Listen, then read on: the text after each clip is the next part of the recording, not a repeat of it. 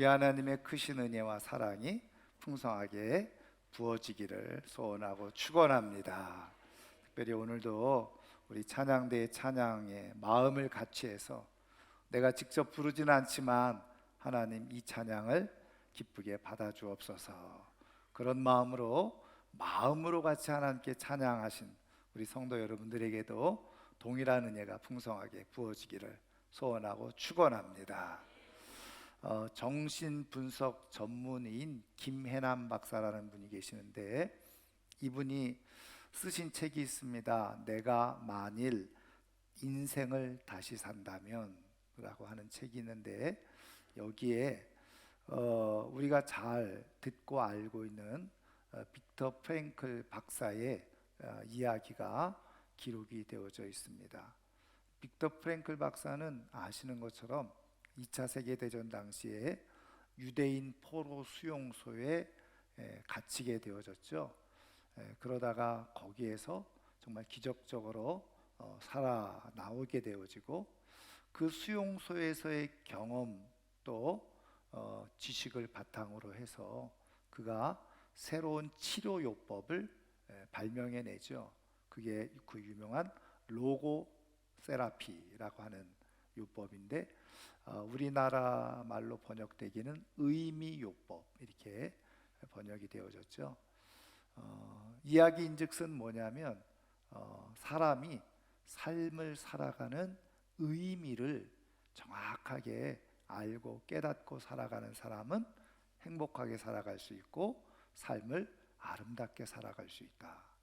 삶의 의미를 잃어버린 사람들이 불행한 인생을 살아갈 수밖에 없다. 그래서 환자들이 찾아오면 그 사람과 깊이 상담을 통해서 그 사람의 삶의 의미를 발견해 주는, 찾아내 주는 거예요. 그러면 그 사람의 병이 치료되어지고 삶을 의욕적으로 살아가게 되더라는 거죠. 이 빅터 프랭클 박사가 그 포로 수용소에서 경험했던 한 가지 이야기를 해주게 되는데, 그 내용이 뭐냐면 하루 종일 바깥에서 노동을 하고, 저는 이 수용소 막사로 돌아와서 정말 멀건 죽 한 그릇 그렇게 받아 먹으려고 하는 그 찰나에 그 막사로 동료가 뛰어들면서 큰 소리로 이렇게 외치는 거더라는 거죠. 점호장으로 한번 와보세요. 그러니까 거기에 막사 안에 이제 막 멀건 죽을 받아들고 이렇게 식사를 하려고 했던 사람들이 다 그 사람을 쳐다보게 되는 거예요. 점호장으로 가서 한번 멋진 광경을 한번 보았으면 좋겠습니다. 그러니까 사람들이 우르르 그 점호장이라는 곳으로 달려가게 된 거예요. 그래서 보니까 이 서쪽 하늘에 붉게 물든 이 노을이 쫙 펼쳐졌는데 너무너무 멋지고 아름다운 광경이었던 거죠. 붉게 물든 이 구름, 또 그 위에 푸른 하늘이 있고, 그러면서 다 황홀한 모습으로 그 모습을 보고 있었던 겁니다. 그리고 그 막사 안에, 수용소 안에 땅바닥에 깊게 패인 웅덩이에 그렇게 이제 물이 고여 있는데, 거기에 비춰지는 이 수용소의 잿빛 막사, 그것과 이 하늘의 그 황홀하고 아름다운 그 색깔과 비교해 보니까 이 막사가 얼마나 더 초라하고 그 하늘의 모습이 얼마나 멋진지 모든 사람들이 다 넋을 잃고 그 광경을 바라보고 있었다는 겁니다. 그런데 그 가운데 누군가가 이렇게 이야기를 하더라는 거죠. 세상이 이렇게 아름다울 수가 있다니. 그러면서 큰 감동을 한 거예요. 그래서 한참 동안 그 저녁 시간 내내 그 노을이 다 사라질 때까지 그곳에 있었던 사람들이 다 그것을 바라보면서 마음의 깊은 감동을 경험하게 되어졌다는 거죠. 빅터 프랭클 박사가 그 경험이 자기의 요법을 만드는 중요한 시작점이 되어졌는데, 크고 작은 인생에서 겪는 일들 속에서 감동을 경험하는 사람들, 감동을 고백하고 표현하는 사람들이 삶을 의미 있게 또 아름답게 살아가는 경향이 많더라는 거죠. 거꾸로 반대로 말하면 크고 작은 여러 가지 일들 속에 전혀 감동이 없어요. 메마른 가슴으로 그냥 의미 없이, 흥도 없고 슬픈 것도 없고 그냥 감정 없이 살아가는 것처럼, 그런 사람들은 삶을 의미 있게 살아가지도 못할 뿐더러 행복하게 삶을 살아가지 못하더라는 거죠. 이 글을 쓴 김혜남 박사도 동일하게 얘기를 하는 거예요. 삶을 아름답게 살아가기를 원한다고 한다면 내 인생에 일어나는 크고 작은 아주 소중한 일들에 대해서 와우, 그러면서 기쁘게 감동을 할 줄 알고 그것을 표현할 줄 알아야 된다는 거죠. 그런 사람들은 인생을 후회 없이 행복하게 삶을 살아간다는 거예요. 여러분, 우리 하나님은 정말 우리가 짧디 짧은 이 귀한 인생, 이 인생을 아주 소중하고 의미 있게 또 아름답고 행복하게 살기를 원하시는 분이 바로 우리의 하나님 아버지시잖아요. 그래서 하나님은 우리의 삶의 순간순간 하나님께서 감동을 우리에게 주시고 계세요. 여러분, 그 하나님께서 우리에게 베풀어 주고 계시는 그 감동을 경험하고 와, 역시 하나님이야, 이렇게 고백하고 선포하면서 살아갈 수 있다고 하면 그 인생은 정말 후회 없이 복된 삶으로 살아가는 거죠. 여러분, 저는 오늘 이 아침에 나온 우리 사랑하는 모든 성도님들이 정말 내 인생의 크고 작은 여러 가지 일 속에서 하나님께서 우리에게 주시는 이 귀한 감동을 따라 정말 감동 있는 그런 고백을 하면서 삶을 살아가는 가운데 행복하고 아름답게 후회 없이 삶을 살아낼 수 있는 하나님의 사람들 되기를 주님의 이름으로 축원합니다. 여러분, 하나님은 오늘도 그래서 우리의 삶 속에 감동을 주고 계시는데 하나님이 우리 가운데 주시는 이 감동은 어떤 것이 있을까? 하나님은 어떻게 우리의 삶을 감동시키고 계실까? 오늘 우리에게 주신 말씀 속에서 찾아보면요, 오늘 우리가 읽은 이 말씀은 읽으면서도 알 수 있듯이 또 교회를 조금 다녀본 들이라면 다 한두 번은 들어봄직한 말씀이죠. 예수님께서 나인이라고 하는 성 동네로 들어가시는데 들어가시다가 한 장례 행렬을 마주치게 되어져요. 근데 그 누구의 장례입니까? 한 과부의 독자 외아들이 죽어서 장례를 치르고 있는 것을 예수님이 보신 거예요. 그리고서는 안타까운 마음을 가지시고 그 죽은 청년을, 아들을 다시 살리시는 기적과 은혜를 베푸셨다고 하는 것이 오늘 우리가 읽은 말씀의 내용이죠. 여러분, 이 말씀을 통해서 오늘도 하나님은 우리에게 아주 진한 감동을 주시기를 원하시는데 하나님께서 지금 이 말씀, 이 당시에 이 사건을 통해서 그 사람들에게 무엇을 말씀하시려고 하셨을까? 또 오늘 2000년이 지난 오늘 우리에게 이 말씀이 또 어떤 의미가 있을까? 여러분, 사실은요, 우리가 이런 말씀을 읽으면 여러분 감동이 되세요? 별로 감동이 안 될지도 몰라요. 왜? 너무 허무맹랑한 이야기처럼 생각되어지니까. 여러분, 감동도요, 어느 정도 이게 이 공감이 돼야지 감동이 일어나는 건데 우리가 생각할 때 죽었던 사람을 다시 살렸어? 죽었던 사람이 다시 살아났어? 에이, 이거는 있을 수 없는 이야기지. 비과학적인 이야기. 그러니까 감동이 없는 거예요. 왜? 꾸며낸 이야기처럼 들리고 거짓말처럼 생각되어지니까. 있을 수 없는 일이기 때문에 우리에게 감동이 잘 일어나지 않아요. 그런데 하나님은 이 말씀을 통해서요, 우리에게 아주 중요한 것을 말씀해 주고 계시다는 거예요. 그러면 하나님이 말씀하시려고 하는 게 무엇이냐? 먼저는요, 여러분, 우리가 성경을 보면 특히 신약 성경에서 예수님께서 3년여의 그 공생의 기간 중에서 사람을 살리는 일이 3번 일어납니다. 그래서 오늘 우리가 읽은 말씀에서 한 번 일어났죠. 그 나인성 과부의 독자 외아들을 살리신 사건. 그리고 나서요, 우리 누가복음 뒤로 넘어가서 8장 40절 이하에 보면 또 어떤 내용이 기록되어져 있냐면 회당장 야이로의 딸을 살리시는 그런 사건이 또 기록이 되어져 있어요.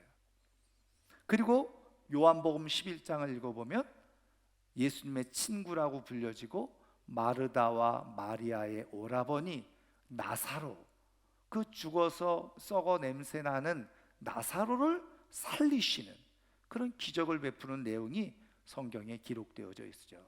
그래서 사람을 살리시는 이 사건이 이 3곳에서 기록이 되어져 있는데, 중요한 사실은 이 3곳 중에 2곳과 오늘 우리가 읽은 이 나인성 과부의 아들을 살리시는 사건과 아주 중요한 차이점이 있어요.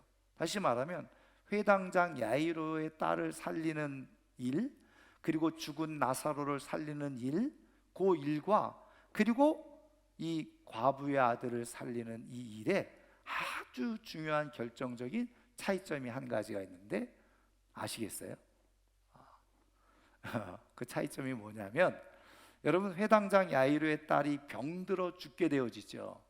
그래서 회당장이 예수님을 찾아와서 내 딸이 지금 병들어 죽게 됐습니다. 오셔서 내 딸을 좀 고쳐주세요, 살려주세요, 요청이 있었다는 거예요. 근데 전 예수님이 가시다가 12년 동안 혈루증 앓는 여인 만나죠. 그렇게 해서 시간을 허비하는 사이에 사람들이 와서 하는 얘기가 당신 딸이 방금 죽었으니 예수님 오실 필요가 없습니다. 그런데 예수님께서 어떻게 해요? 끝까지 가셔가지고 사람들이 막 울고 있는 그 틈바구니 속에서 이 아이가 죽은 것이 아니라 잔다. 사람들이 다 비웃었죠. 근데 그 유명한 말 아람어지요, 달리다 쿰, 소녀야 일어나라 하니까 진짜 잠에서 깨어나듯이 그 소녀가 일어나고 살아나게 되어졌다는 그 사건이잖아요.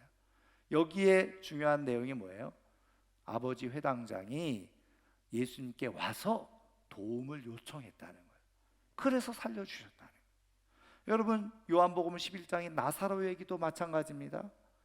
여러분, 마르다와 마리아가 오라버니 나사로가 병들어서 죽어가고 있으니 사람들을 보냈어요, 예수님에게. 그래서 지금 나사로, 당신의 친구 나사로가 죽게 됐으니까 빨리 와서 좀 고쳐주세요. 근데 성경에 보면 예수님이 나흘을 지체를 했다고 그랬잖아요. 그리고 나서 나사로의 집으로 갔더니 이미 나사로는 죽고 그 시신을 어떻게 해요? 무덤에다 안치해 놓은 그런 상태. 그래서 이미 시간이 지나서 그 썩어져 가고 냄새가 나는 그런 상황이 되어졌다는 거 아니에요? 그랬을 때 예수님께서 그 나사로를 살리시는 기적을 베풀어 주셨다는 거예요. 근데 말씀드린 것처럼 회당장 야이로의 딸이나 나사로는 다 그 전에 어떻게 해요? 예수님에게 와서 요청을 했을 때 예수님이 가서 그들을 살리셨다는 거예요. 그런데 오늘 우리가 읽은 이 말씀에서는요, 지금 이 죽음의 행렬을 예수님이 만나게 되어졌을 때 이 어머니라든지 동네 사람들이 예수님을 보고서 아이고 우리 아들 좀 살려주세요 이렇게 요청한 바가 없다는 거죠. 그냥 예수님이 이들을 보시고 특히 이 과부를 보시고는 그 아들을 그냥 살려주셨다는 거예요. 여러분, 지금 이 말씀을 통해서 하나님께서 오늘 우리에게 들려주고자 하는 하나님의 뜻, 하나님의 마음, 하나님의 말씀이 뭐냐면, 여러분, 우리가 하나님 앞에 뭔가 필요를 따라서 도움을 요청하며 기도를 할 때 하나님은 우리의 기도를 들으시고 응답해 주시고 우리의 삶의 필요를 채우시고 때로는 우리의 삶에 생각지도 못했던 은혜와 기적을 베풀어 주시죠. 그러면 하나님께서 우리의 기도에 응답해 주셨다. 그리고 우리는 생각하잖아요. 감사하죠. 어떤 사람들은 그런 응답이 있어도 감사도 안 하는 사람도 있지만, 그러나 믿음을 가지고 있는 사람들은 하나님이 살아계셔서 지금 나의 기도를 들으시고 응답해 주셨다고 생각하고 감사를 드리잖아요. 그런데 말씀드린 것처럼 우리의 삶에 내가 꼭 기도해 가지고 응답받아서 삶이 더 좋은 모습으로 바뀌어지느냐? 그렇지 않다는 거예요. 우리가 전혀 생각지도 못하고 알지도 못하는 그런 상황 속에 내가 기대하지도 않고 바라지도 않았음에도 불구하고 하나님의 자비와 사랑과 긍휼로 하나님은 우리의 삶에 은혜를 베푸시기도 하고, 때로는 생각지도 못한 좋은 일들을 우리 하나님께서 우리에게 주실 수 있다는 거예요. 여러분, 그래서 믿음을 가지고 있는 사람들은요, 여러분 사실은 이 당시에는 예수님이 실제로 곁에 서서 그런 기적을 베푸시니 예수님이 이렇게 살리셨구나 라고 보고 생각할 수 있었지만, 지금 하나님은 영이셔서 보이지 않으시죠. 그리고 지금 우리 가운데 거하고 계시는 예수님, 성령님은 말 그대로 영으로 우리 가운데 계셔서 우리가 보이지 않고 볼 수 없으니 정말 하나님이 행하시고 일하시는지를 우리가 느끼지 못할 뿐이죠. 그런데 여러분 기억하셔야 될 게, 이 말씀을 통해서 하시는 것은 우리가 도움을 요청해서 하나님께서 우리에게 은혜를 베푸시고 기적을 베푸시기도 하지만, 때로는 하나님께서 우리를 보실 때, 우리 주님께서 우리를 보실 때, 우리가 긍휼히 여김을 받아야 될 때, 불쌍히 여김을 받아야 될 때, 하나님은 하나님의 뜻으로, 하나님의 섭리로 우리에게 은혜를 베풀고 계시다는 거예요. 여러분, 그것을 깨닫고 믿고 그리고 확신할 수 있는 것이 온전한 신앙이에요. 믿음을 가지고 있는 사람들은요, 내가 기도해서 응답받는 것, 그거 넘어서서 내가 정말 부족한 가운데 그 기도하지 못하고 기도하지 않았음에도 불구하고 하나님께서 나를 긍휼히 여기시고 불쌍히 여기셔서 자비를 베푸셔서 내 삶이 지금 이렇게 유지되고 있다는 것을 아는 거예요. 여러분, 그것을 깨닫고 하나님 앞에 감사할 수 있는 신앙이 더 깊은 신앙인 줄 믿으시기를 주님의 이름으로 축원합니다. 여러분, 눈으로 보이지 않지만 우리 하나님은 우리의 필요에 따라서 우리가 미처 구하지 않아도 우리가 상상하지 못하고 예기치 못했던 그런 은혜와 기적을 베푸시고 우리의 인생을 섭리해 가시는 하나님이신 줄 믿으시기를 주님의 이름으로 축원합니다. 그래서 이런 하나님의 은혜를 아는 사람들이요, 고백을 하는 거예요. 내 삶이 내가 알지 못하고 보지 못하고 깨닫지 못하는 그런 상황 속에서 내가 하나님 앞에 다 구하지 못해도 하나님께서 나에게 은혜를 베풀고 계시는구나, 그러면서 감동을 하는 거예요. 내가 무엇인가 좋은 일이 일어났을 때, 내게 생각지도 못했던 선한 아름다운 일들이 내가 경험되어졌을 때 먼저 감동을 하면서 하나님께 감사하는 거예요. 저는 그런 은혜와 믿음이 오늘 우리 가운데 있기를 주님의 이름으로 축원합니다. 그리고 또 하나는요, 그러면 저 예수님께서 지금 왜 특별히 이렇게 이 여인에게 관심을 기울이시고 그리고 이 죽은 아들을 살려주셨냐는 거죠. 여러분, 그 이유에 대해서 오늘 13절을 분명하게 말씀해 주고 있는데, 주께서 과부를 보시고 불쌍히 여기사, 그러니까는 예수님께서 이 과부를 보시고 불쌍히 여길 만한 모습이 있었다는 거예요. 여러분, 울지 말라 이렇게 말씀하시니까 지금 이 여인이 어떻게 해요? 하염없이 죽은 아들 곁에서 눈물을 흘리고 있었다는 것, 통곡하고 있었다는 것을 우리는 충분히 알 수 있겠죠. 여러분, 이 여인이 이렇게 불쌍히 여길 만한 모습이 있었다는 거예요. 여러분, 우리가 잘 아는 것처럼 과부라고 하는 것은 그 당시에 가장 불쌍한 사람, 가장 불행한 사람을 꼽으라고 한다면 과부와 고아였죠. 그래서 우리가 구약 성경을 보면 가난한 사람들을 도와주라 할 때 그 대표적인 사람 두 사람을 꼽으면 고아와 과부를 꼽았어요. 그러니까 이 여인이 과부였다는 사실은요, 사실은 어떻게 보면 그의 인생에서 가장 불안하고 불쌍한 인생을 지금 살고 있는 여인이었어요. 그런데 참 감사하게도 그에게는 아주 번듯한 아들이 있었다는 거죠. 이 과부는 바깥에서 많은 외로움, 그리고 또 조롱, 비웃음, 그런 것을 받음에도 불구하고 이 아들 하나는 정말 제대로 키워보려고 온 정성과 마음을 쏟았을 거예요. 이 여인에게 있어서 이 아들은 기쁨이고, 그리고 자랑이고, 영광이고, 그리고 소망이었을 겁니다.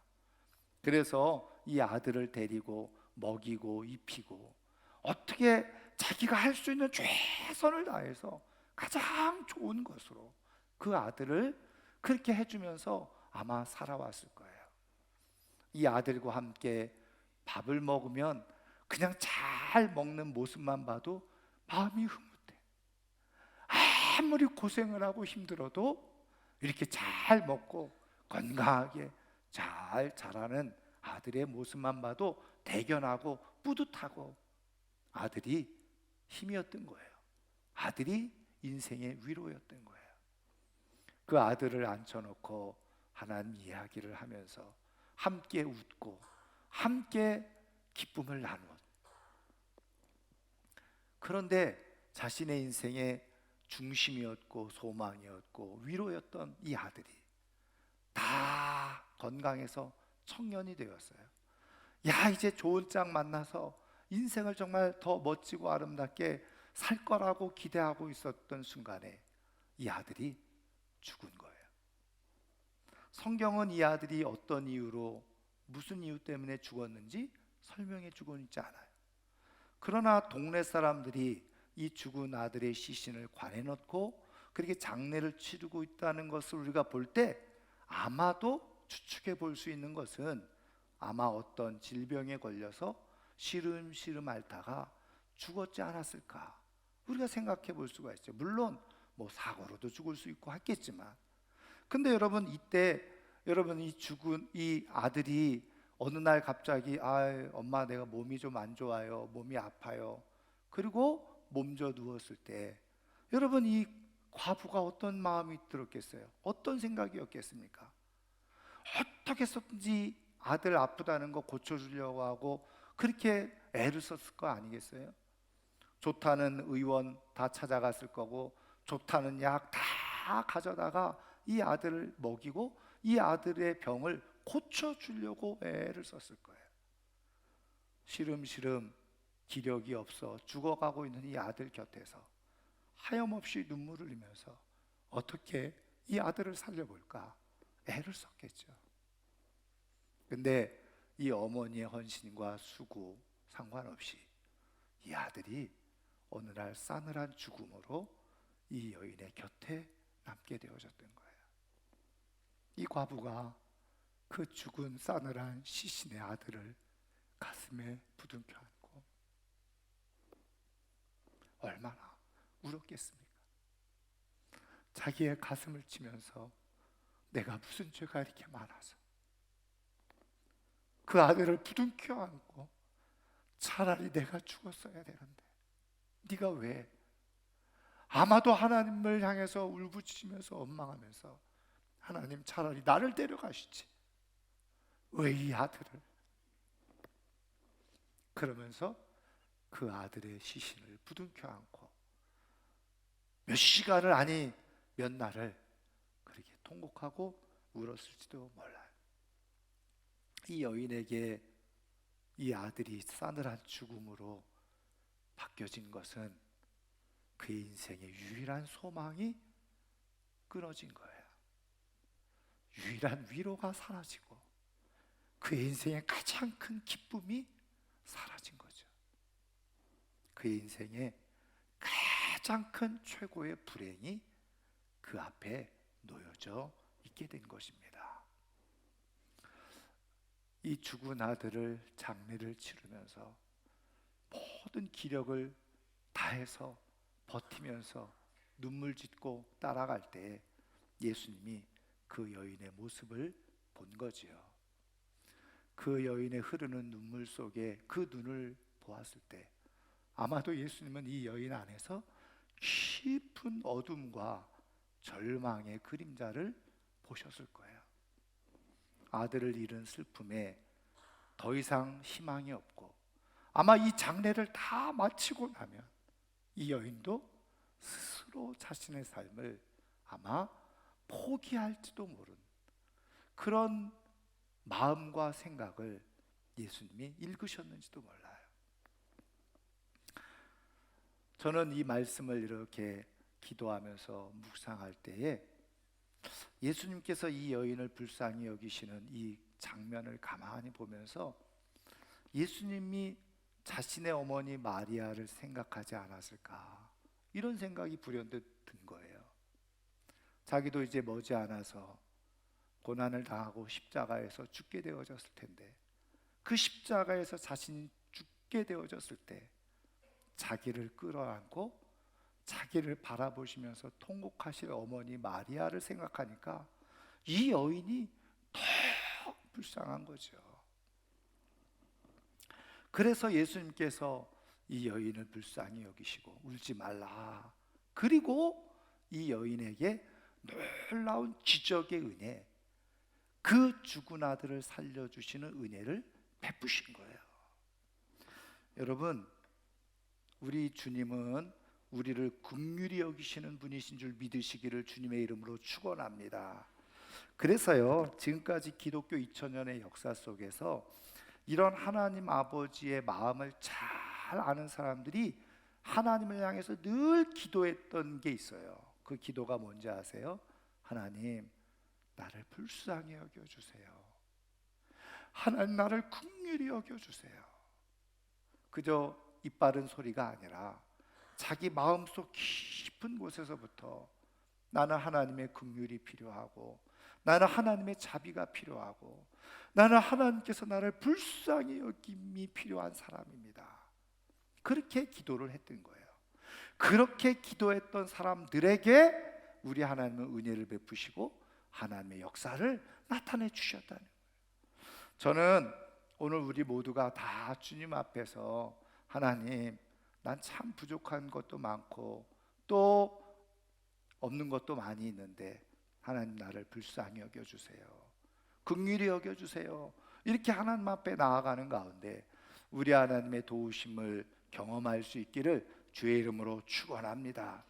근데 여기에서요, 굉장히 중요한 의미 있는 단어를 우리가 발견하게 되어지는데, 여러분 15절 말씀을 한번 보시겠어요? 15절 말씀 한번 15절을 다 같이 읽어보겠습니다.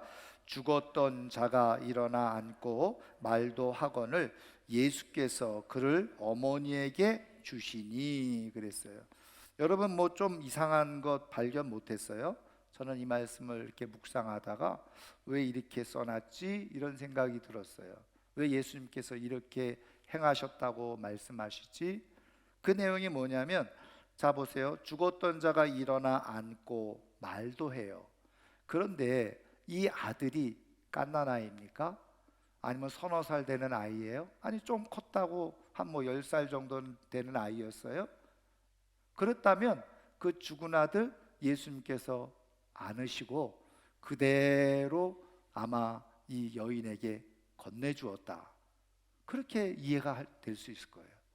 그런데 지금 이 아들은 어린아이가 아니에요. 청년이었어요. 그렇죠? 그러니까 청년이 지금 벌떡 일어나서 숨을 쉬고 말도 하는 거예요. 그러면 예수님이 그 청년 벌떡 들어가지고 그 여인에게 준 겁니까? 아니죠. 근데 왜 성경은 이렇게 표현해 주고 있느냐? 보세요. 예수께서 그를 어머니에게 주시니, 예수님이 이 아들을 어머니에게 주었다는 거예요. 여러분, 어떻게 줬을까? 그래서 제가 이 단어를 찾아봤어요. 그랬더니 헬라어로 에도켄이라고 하는 단어인데, 이거는 디돔이라고 하는 그 원어에서 변형되고 파생된 동사죠. 근데 뜻은 말 그대로 영어로 give, 준다는 뜻이에요. 근데 첫 번째 뜻이 give였고 두 번째 뜻, 아주 중요한 뜻이죠. 영어로 present라고 되어 있어요. 뭐예요? 선물이라는 뜻이에요. 그러니까 지금 성경은 뭘 말씀하시려고 한 거냐?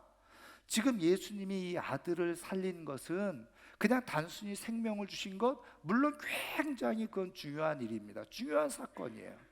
그런데 이것을 지금 이 여인에게 주었다는 것은 지금 이 아들을 선물로 주었다는 거예요. 이 아들이 살아난 게 이 여인에게는 굉장히 중요한 선물과 같은 것이었다는 거예요. 여러분, 지금 이 여인은 이 아들이 소망이었고 기쁨이었고 위로였고 그 삶의 전부였고 행복이었죠. 이 아들이 죽었을 때 기쁨도 사라지고 위로도 사라지고 소망도 사라지고 그리고 깊은 절망만 이 여인에게 남겨져 있었어요. 아무것도 없었던 거라는 거예요. 그런데 예수님께서 이 아들을 살려주시고 생명을 주심으로 말미암아서 이 여인에게 새로운 선물을 주셨다는 거예요. 그게 무슨 선물이에요? 이 아들을 살려놓음으로 말미암아서 이 여인이 잃어버렸던 소망, 잃어버렸던 위로, 잃어버렸던 기쁨, 잃어버렸던 행복을 예수님께서 선물로 다시 주셨다는 거예요. 여러분, 하나님께서 지금 이 말씀을 통해서 우리에게 해주시려고 하는 게 뭔지 아세요? 여러분 한번 보세요. 이 장래 행렬이 예수님을 만나지 못했다면 어떻게 됐을까요? 이 여인의 인생은 그대로 소망도 없고 기쁨도 없고 아무것도 없는 어둠에서 그대로 끝나는 인생이 될 거죠.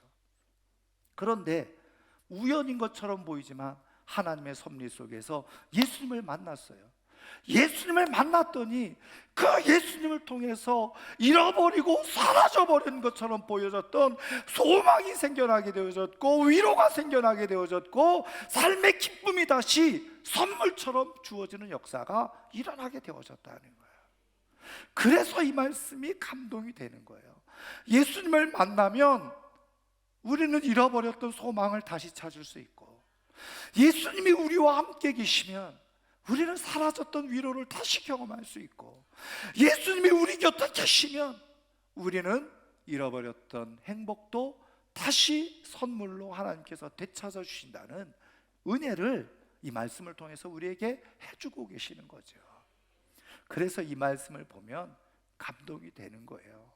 여러분, 이 여인은 말 그대로 전혀 예상치도 못했고 상상하지도 못했고 그리고 전혀 예기치 못했던 어마어마한 선물을 예수님으로부터 받은 거예요. 여러분, 저는 오늘도 우리 하나님께서요, 우리의 삶 가운데 관여하실 때 우리가 생각하지도 또 예상치도 못했던 선물을 때로 우리에게 주시는 분이신 것을 믿으시기를 주님의 이름으로 축원합니다. 흔히 말하는 대로 서프라이즈, 하나님께서 우리에게 예기치도 못했던 뜻밖의 선물을 우리에게 주세요. 우리가 다 잃어버린 것처럼 보이고 다 사라져버린 것처럼 보이고 아무것도 없는 것처럼 보여서 내가 더 이상 삶을 살아가는 의미를 잃어버렸다고 생각할 때 우리 주님을 만나기만 하면 그 주님을 통해서 새로운 소망의 선물을 주시고 기쁨의 선물을 주시는 분이 우리 하나님이신 줄 믿으시기를 주님의 이름으로 축원합니다. 우리 하나님은 준비해 놓으신 선물이 많은 분이세요. 그 예수님을 통해서 그 선물을 주시는데, 그래서 이 영적 비밀을 깨달았던 사람들이 또 하나 기도하는 것이 있어요. 뭔지 아세요? 주님, 나와 함께 해주세요. 주님만 나와 함께 해주시면 됩니다. 그러면 그 주님으로 통해서 어느 순간에 내가 다 힘이 빠져 있는 것처럼 그리고 아무것도 없는 것처럼 느껴질 순간에 그 주님으로 인해서 예기치 못한 선물을 받을 수 있고 잃어버린 소망을 회복하고 잃어버린 기쁨을 다시 되찾고 그래서 삶을 살아가는 능력을 얻게 되어지는 역사가 일어나게 된다는 거예요. 이 비밀을 아는 사람들이 주님이 나와 함께 하시면 됩니다, 그렇게 고백하고 기도하죠. 그럴 때 어느 순간에 필요할 때 주님은 예기치 못한 뜻밖의 선물 보따리를 우리에게 풀어주시는 역사가 있게 되어지는 거예요. 저는 오늘 이 아침에 나오는 이 사랑하는 성도님들이 다 기도할 때 주님이 꼭 내 곁에 계셔 주세요. 주님이 우리 가정에 계셔 주세요. 우리 자녀들에게 꼭 함께 해 주세요. 그렇게 기도하는 가운데 주님께서 필요할 때 정말 예기치 못한 가장 소중한 선물들을 주시는 그런 놀라운 은혜를 경험하고 그것을 통해서 감동을 입고 삶을 아름답고 소중하게 살아갈 수 있기를 주님의 이름으로 축원합니다. 제가 이제 말씀을 마치려고 하는데요. 저희가 12주 지금 저녁 기도회를 하고 있잖아요. 여러분들이 주보 뒷면에 주보 칼럼을 보시면 아시겠지만, 그런데 제가 처음에는 에즈베리 부흥의 그런 역사, 그게 우리 가운데도 좀 있었으면 좋겠다, 그런 마음으로 사실은 12주간 저녁 기도회 이거를 조금 해야 되겠다 하는 마음이 들었어요. 그런데 제가 얼마 전에 신문을 보다 보니까 어떤 기사가 났냐면 그 기쁨의 50일이라고 하는, 우리 교단에서 그 연구하는 분들이 초대교회는 부활절 이후에 기쁨의 50일, 영어로 표현하면 The Great, 위대한 50일의 시간을 보냈다는 거예요. 그게 지금 저 자료로 발굴이 된 거예요. 그러니까 우리는 부활절이 끝으로, 부활절 됐으면 우리는 그 다음부터 그냥 우리 마음대로 살아간다고 생각했잖아요. 근데 초기 교회 성도들은 그 부활절 끝남과 동시에 위대한 50일을, 기쁨의 50일의 시간을 보냈다는 거예요. 근데 그 이유를 성경에 어디에 있느냐? 사도행전 1장을 읽어보면 예수님이 부활하신 다음에 승천하기 전에 제자들을 불러 모아놓고 예루살렘을 떠나지 말고 아버지께서 약속하신 것을 기다리라. 그러면 너희들이 몇 날이 못 돼요, 말씀하셨잖아요. 그래서 그 말을 들은 제자들이 기도한 거예요. 부활 이후에 모여서 기도했어요. 며칠 동안, 50일 동안. 그거를 지금 초기 교회는 그대로 진행을 했다는 거예요. 근데 그 이후에 어떻게 돼요? 놀랍게도 사도행전 2장을 읽어보면 정말 그렇게 기다리면서 기도했던 120명의 성도들은 주님께서 약속해 주신 그대로 엄청난 성령의 은혜를 다 경험하게 되어졌다는 거예요. 제가 그 기사를 보고 제가 기도하면서 제가 하나님 앞에 감사를 드렸어요. 저는 그냥 에즈베리의 그 기도의 은혜가 우리 성도들에게도 있었으면 좋겠다 하고 저녁 기도회를 그냥 하면 좋겠다, 몇 명이 모이든지, 그리고 했는데 제가 그래서 그거를 받아들고, 와, 이거는 내 생각으로 된 게 아니구나, 그런 생각이 확 마음에 들었어요. 여러분, 월화 목금 제가 날짜를 12주 계산해 보니까 48일이더라고. 여러분, 그래서 제가 하나님 앞에 기도를 드렸어요. 이게 무슨 뜻입니까? 그때 하나님께서 제 마음에, 이거는 조심스럽습니다만 굉장히 주관적이고 제 개인적인 그런 간증이고 경험인데, 하나님께서 이 일을 통해서 행하실 일이 있다라고 저에게 말씀을 하시더라고요. 저녁 기도에 참석하는 사람들에게 하나님께서 부어주실 약속이 있다라고 말씀해 주시는 거예요. 그래서 제가 얼마나 감동이 됐는지 몰라요. 믿습니다. 왜? 초기 교회 성도들도 50일 동안 기도해서 그 어마어마한 성령의 은혜를 입었는데, 하나님은 지금 이 일을 통해서 하나님께서 행하신 일들을 하고 계시는구나, 그런 마음이 드니까 내가 저거 너무너무 행복하고 감사하고 기쁜 거예요. 저는 믿습니다. 저녁 기도에 여러분 참석하는 분들 가운데 오늘 말씀처럼 예기치 못했던 선물을 받을 사람들이 저는 분명히 있다고 확신합니다. 저는 이 믿음을 가지고 기도하고 있어요. 여러분, 주님을 바라보고 주님을 구하게 될 때 하나님이 채우시는 역사가 있는 거예요. 여러분, 저녁 기도회를 참석해 보신 분들 아시지만, 제가 지금 4번 저녁 기도회에 모였었잖아요. 4번 다 4번 다 50일 동안 50일 적게는 30명, 조금 많이 오면 4, 50명 이렇게 모이시는 것 같아. 제가 보니까. 근데 여러분, 그 저녁 기도에 참석해 보신 분들은 아시지만 여러분, 은혜가 됩니까? 죄송하지만 아멘은 하는 분들은 훌륭한 분들이에요. 아니, 제가 말하는 거는 은혜가 안 된다는 그런 의미보다 여러분, 화려한 뭐 찬양팀이 있는 것도 아니고 악기를 동원하는 것도 아니에요. 여러분, 요즘은요, 교회들이요, 조금 잘 나간다고 하는 교회들 보세요. 무대가요, 무슨 콘서트홀처럼 무대를 꾸며놔요. 조명 뭐 수천만 원, 심지어는 수억짜리 조명 갖다 놓고, 그리고 화려한 음악 다 그냥 세션 깔아놓고 그렇게 해요. 그 사람들이 다 거기에 가면 감동받고 은혜 받고 또 그런 데 좋아하고 찾아가고. 저는 그런 것을 통해서도 하나님이 역사하시고 은혜 줄 자에게 하나님은 은혜 주실 거라고 저는 믿어요. 그런데 여러분, 초대교회 성도들 120명이 모였을 때 화려한 조명이 있었을까요? 화려한 음악이 있었을까요? 저는 그런 거 하나도 없었을 거라고 생각해요. 그냥 생목소리로 반주도 없이 그냥 그들이 알고 있는 노래를 불렀을지도 모르고, 아니면 기도하라고 했으니까 그냥 기도했을지도 몰라요.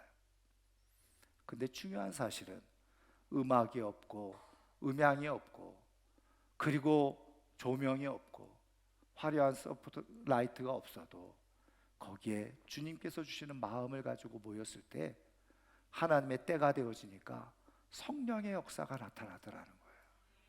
여러분, 중요한 건 얼마나 화려한 음악이 있느냐, 화려한 찬양이 있느냐가 중요한 것이 아니라 더 중요한 것은 하나님, 나를 긍휼히 여겨주세요. 주님이 나와 함께 하시면 됩니다.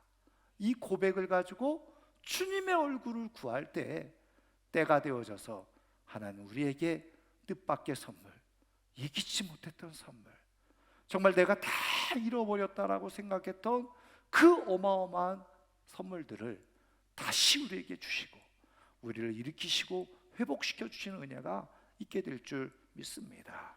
여러분, 한번 힘을 내서, 여러분, 이런 말씀 드리면 그렇습니다만은 집에 있으면 뭐 합니까? 저도 집에 있어 보니까 90%는 텔레비전과 동행하더라고요. 여러분, 그 시간이 제가 보니까 드라마 하는 시간이에요. 근데 대부분 본방사수. 여러분, 드라마 본방사수에서 무슨 의미가 있어요?